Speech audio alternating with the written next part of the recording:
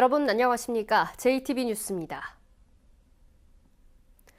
얼마 전 고창에서 발생한 AI가 고병원성으로 판명됐습니다. AI 확산에 대한 우려가 커지고 있습니다. 첫 소식 권대성 기자입니다. 그제 출하전 검사에서 AI 바이러스가 나온 고창의 오리농장. 정밀 검사 결과 H5N6형의 고병원성 AI로 확진됐습니다. 이에 따라 모든 가금류에 대해 내일까지 이틀 동안 일시 이동 중지 명령이 내려졌습니다. 또한 AI 발생 농가 주변 방역대에 있는 닭과 오리 농가에 대한 예찰을 강화했습니다. 방역대 안에 있는 닭과 오리 농가는 70곳으로 사육주 수는 247만 마리입니다. 전라북도는 고병원성 확진에 앞서 해당 농장의 오리 12,300마리를 모두 안락사시킨 뒤 매몰 처리했습니다. 전북에서는 지난해에도 이맘때쯤 고병원성 AI가 시작돼 올해 6월까지 이어졌습니다. 이 기간에만 모두 200농가의 닭과 오리 529만 마리가 살처분됐습니다. AI 확산 우려가 커지는 가운데 전라북도는 오늘 오전 도지사 주재로 긴급 방역 대책회의를 갖습니다. JTB 뉴스 권대성입니다. 전라북도의회와 정읍시의회가 내년도 재량사업비를 요구하지 않겠다는 입장을 밝혔는데요. 재량사업비는 말처럼 그렇게 쉽게 없어지지 않습니다. 지방의원이 업체 선정에 관여할 수 있는 여지를 없애는 것이 중요합니다. 보도에 정윤성 기자입니다. 전북도의회는 내년도 재량사업비를 전라북도에 요구하지 않았습니다. 일단 내년도 예산에 대한 입장만 밝힌 것입니다. 의회에서 이번에는 요구하지 않았습니다. 따라서 우리도 당연히 2018년도 예산에는 편성하지 않았습니다. 지난 2011년 전라북도는 재량사업비가 감사원에서 지적받자 재량사업비를 편성하지 않겠다는 입장을 정보 공개를 통해 밝혔다가 슬그머니 부활시켰습니다. 충청북도의회 또한 2014년 재량사업비를 편성하지 않겠다고 밝혔지만 2016년에 다시 재량사업비 편성을 추진해 질타를 받았습니다.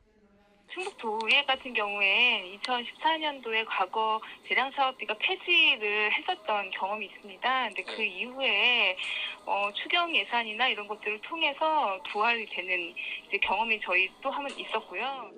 내년 선거에서 지방의회가 새로 꾸려지면 재량사업비는 편법적인 형태로 다시 등장할 수 있습니다.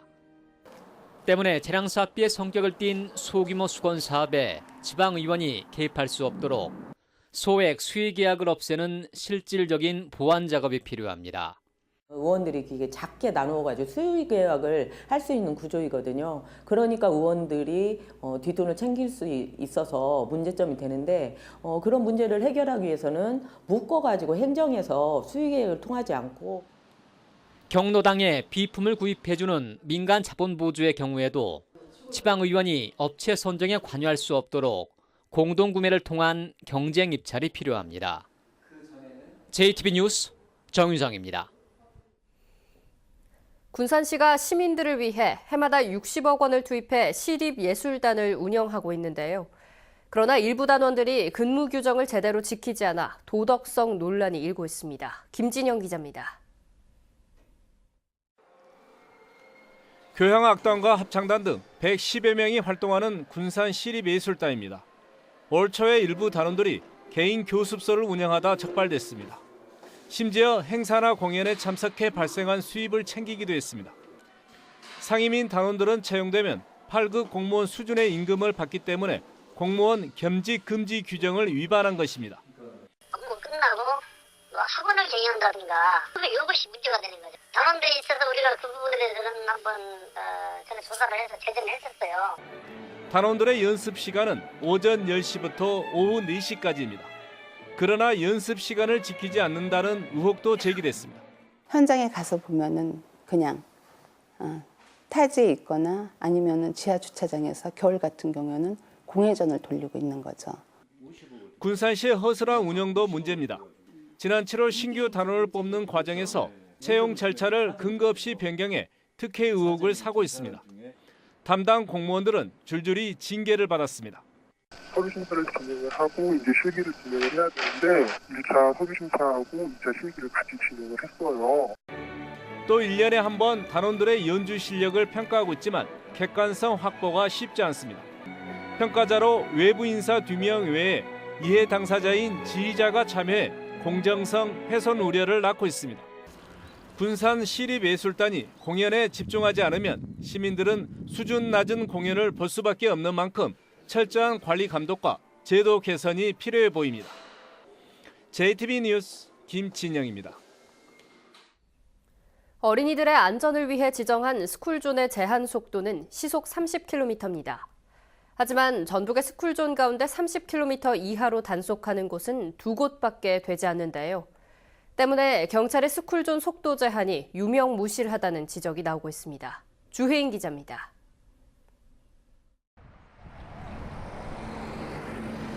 어린이 보호구역 일명 스쿨존에서 차량들이 내달립니다. 속도를 재보니 제한 속도 시속 30km를 훌쩍 넘었습니다.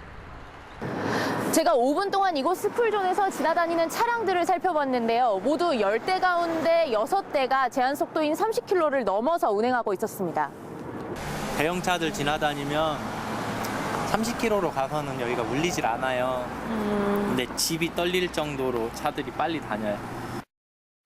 어린이 보호구역의 차량 운행 속도를 30km 이하로 제한하는 것은 의무 규정이 아닙니다. 이렇다 보니 전북경찰청은 교통 흐름을 원활히 한다며 전북에 단속 카메라가 설치된 스쿨존 16곳 가운데 12곳의 제한 속도를 50km까지 허용하고 있습니다. 국도나 아니면 간선도로에 접해 있는 학교들이 있어요. 그쪽에 이제 차 일반 속도가 80 또는 70 막 이렇게 돼요.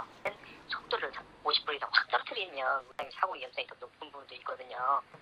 어린이들의 안전보다는 운전자들의 편의를 우선시한 겁니다.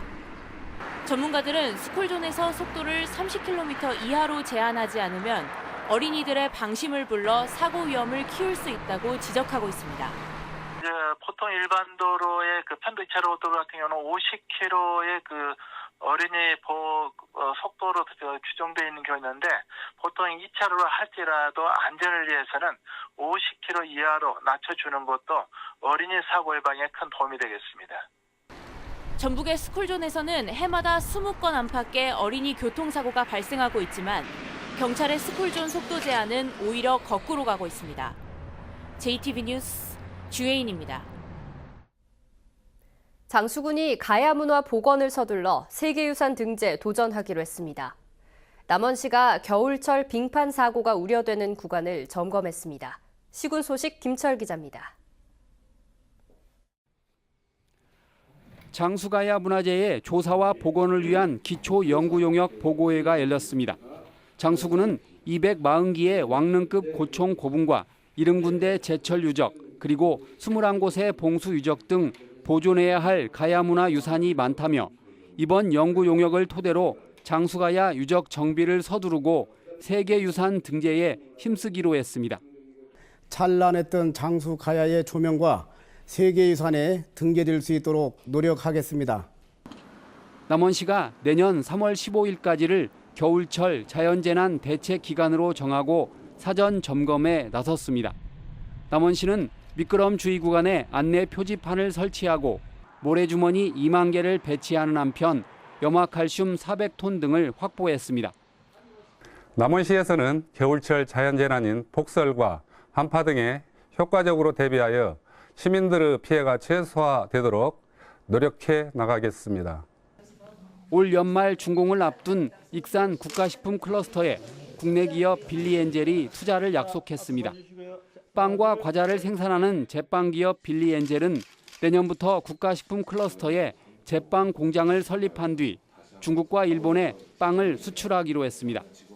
올 들어 국가식품 클러스터에 투자 MOU를 체결한 기업은 18곳으로 늘었습니다. JTB 뉴스 김철우입니다.